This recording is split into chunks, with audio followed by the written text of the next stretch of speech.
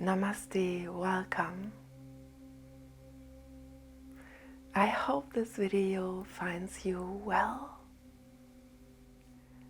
Perhaps you are concerned with enlightenment for a while now.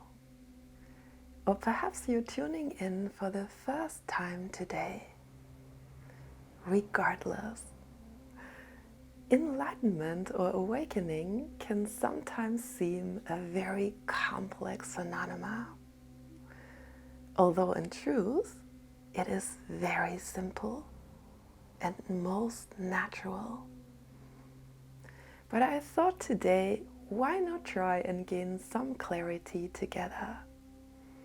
It is always good to talk about these things because life is made for awakening. So any reason is a great opportunity for me to meet with you in this way. What is enlightenment? Enlightenment means to realize our true self, Brahman, the Absolute. Our true self is eternal. It cannot die. It has no shape or form, and it is beyond any description. We are always that boundless, eternal self. But for some reason, when we appear in this human form, we all go through this experience of Maya, the delusion that we are separate and mortal. And this creates a lot of suffering. We can never feel completely safe. We worry about food and shelter. We desire things we cannot have. We experience sickness, loss, fear of dying, because we don't know what's going to happen after that. For a while, suffering seems to be balanced with joy in the life of a person through sensations, emotions, the interplay between yin and yang, and the excitement this creates, the experience of growing and learning, falling in love. But the more you become ripe and ready for awakening, the greater suffering seems to become. Because anything that is not the true self begins to feel unbearable. You might used to enjoy to do certain things, but all of a sudden they lose their attraction. They seem empty and don't satisfy you anymore. You might lose interest in socializing, even relationships, because the person is not enough anymore. Your true desire is for awakening. And when we begin to follow this call from deep inside, read books, watch videos, attend satsangs, we learn that it is nothing new at all. It is something we have always known.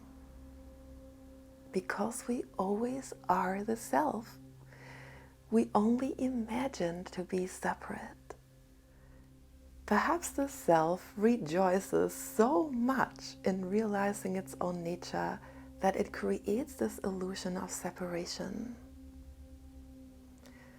About 2 days ago, I just came back from visiting my homeland. And it is so beautiful. The trees, the lakes, the warmth. But while I was living there, I couldn't see this. It was all I knew. It is only when I got back after many years later that I could see that I actually lived in paradise. So perhaps it's the same thing with the self. It is only through the illusion of separation that it can rejoice in realizing its own immensity and beauty. And it is a most joyous recognition because we come to see that all the fears, all the suffering are not true. They seem real on a personal level, but the person is also not real. It requires some maturity to see this, because you might say, how can I not be the person? It is all I know. In self-inquiry, we come to see that nothing we can perceive is what I am. I can perceive my thoughts, my emotions, even my body. But who is the one perceiving all of these things? Sometimes it might help to close your eyes, to lessen the distractions from the outside. Who is perceiving the thoughts?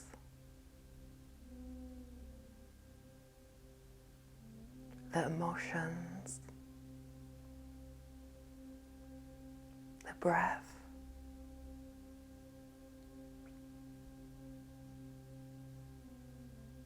Does this perceiver have a shape? A beginning? An end?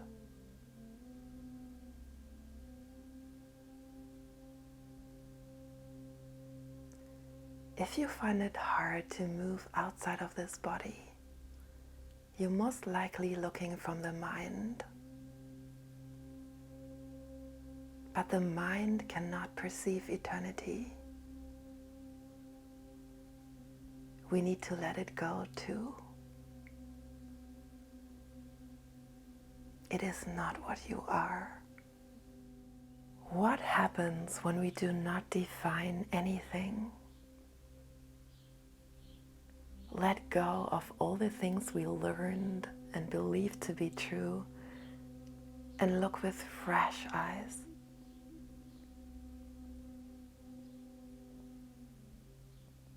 Does the perceiver have a shape?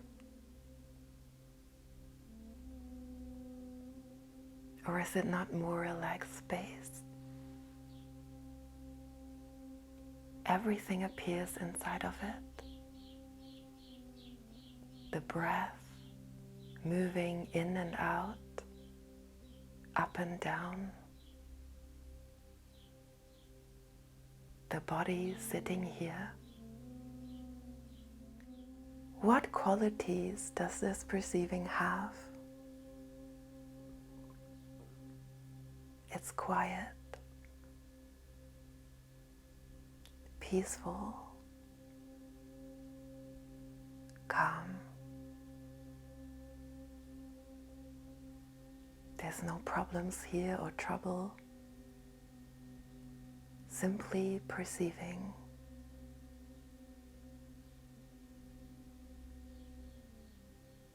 This perceiving is not involved. It wishes for nothing. Not because it is dead, but because it lacks nothing. Nothing disturbs it. This is our true nature.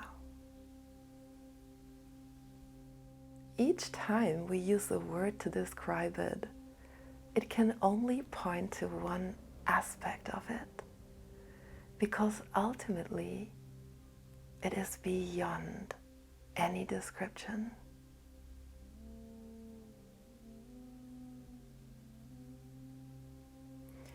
If you sense yourself struggling with this, you feel you're still tied up with this body and with this mind, don't worry.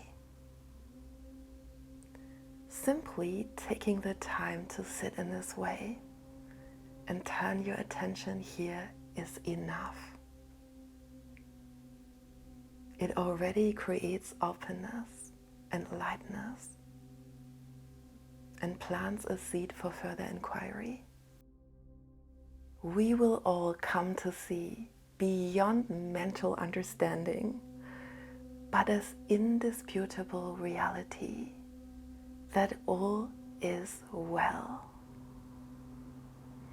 No matter how life presents itself to you at this moment, it is all part of our great discovery. Trust it. Do not lose sight of it. Dissolve in it. Do not be afraid. You are never alone. You are never not the self that is immaculate and complete.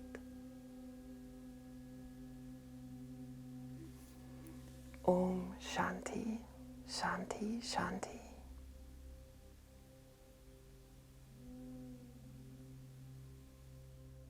Thank you so much for watching. I hope you enjoyed this video. Please give it a thumbs up, share it with anyone you think can benefit, and if you like, subscribe to my channel so we can stay connected. All my love to you.